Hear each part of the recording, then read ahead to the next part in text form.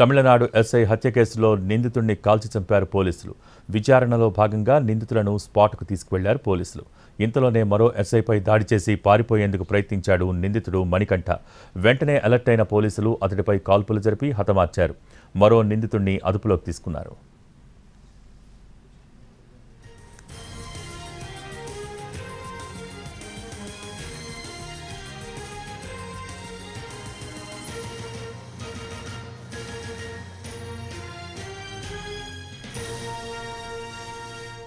Tamil Nadu SI హత్య కేసులో నిందితుడిని కాల్చి చంపారు పోలీసులు.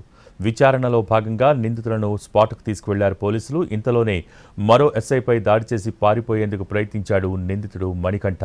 వెంటనే అలర్ట్ అయిన పోలీసులు అతడిపై కాల్పులు జరిపి హతమార్చారు. మరో నిందితుడిని అదుపులోకి తీసుకున్నారు.